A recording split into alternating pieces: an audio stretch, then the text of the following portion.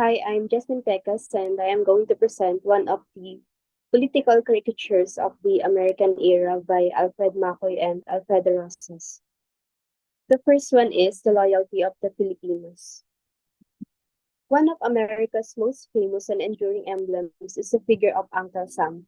Uncle Sam is a popular symbol for both the United States and its cool colonial reign over the Philippines. In pre-war cartoons of 1907 to 1908, published in The Independent, Uncle Sam was portrayed as a demonic monster, a caricature of a white man with a large nose, fangs, and a crooked smile. However, the nationalist newspaper, The Independence War, and post-war cartoons portray him as a figure deserving of Filipino love and respect. The Loyalty of the Filipinos was published on April 14, 1917, just 10 days after the U.S. Congress declared war on Germany and the United States entered the conflict. Artist Fernando Amorsolo depicts a wise, attractive Uncle Sam leading a devoted and happy young Juan toward battle. Speaker of the House of Representatives Sergio Osmeña accurately assessed the mood in America and obtained unprecedented political concessions for time being to halt the independence movement for good measure and provide the United States with 25,000 soldiers, destroyers, and submarines. Osmeña successfully managed a nationwide loyalty drive despite poverty, which resulted in the sale of $20 million worth of American war bond sales and $50,000 in Red Cross donations.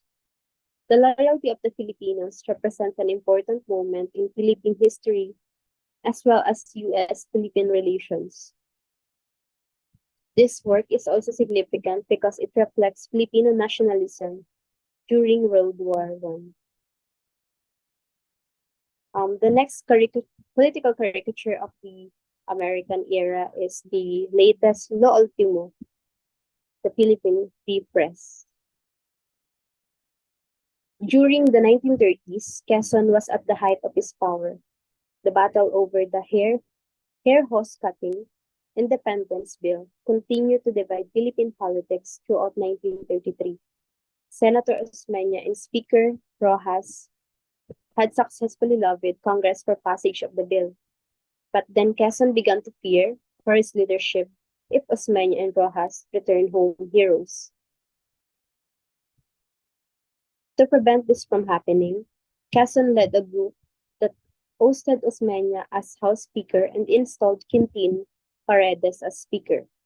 The situation worsened when the University of the Philippines President Rafael Palma and Arts Dean Maximo Calao supported Osmeña and HHC bill. Quezon slashed their budgets by one-third. They resigned in protest, leaving Quezon free to install his liege, George Bocobo, as president. When Vicente Madrigal's debate Mabuhay Herald Chain came out in favor of HHC bill, Quezon raised 300,000 pesos among his cronies to buy out Vicente Madrigal's newspaper chain, installed Carlos P. Romulo as editor-in-chief. In the early 1930s, President Manuel L. Quezon sought to crush his opponents through ruthless reprisals against them. He broke the opposition by creating a new legislature and voting in favor of the HHC bill, which was eventually rejected by the people.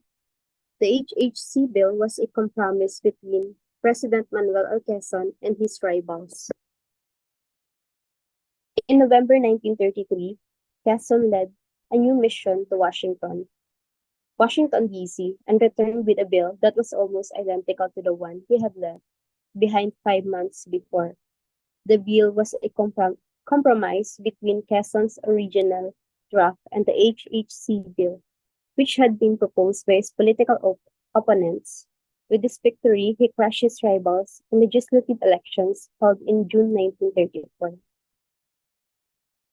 As a hero of independence battles throughout the decade preceding his presidency, Quezon's leadership was assured for the remaining years of his presidency.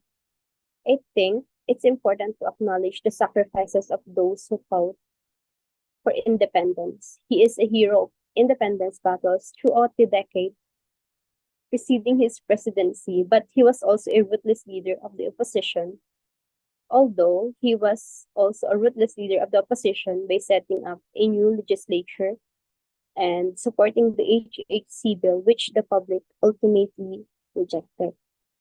That would be all for the presentation of book one regarding political caricatures of the American era by Alfred McCoy and Alfredo Rosas. Um, that's all. Thank you.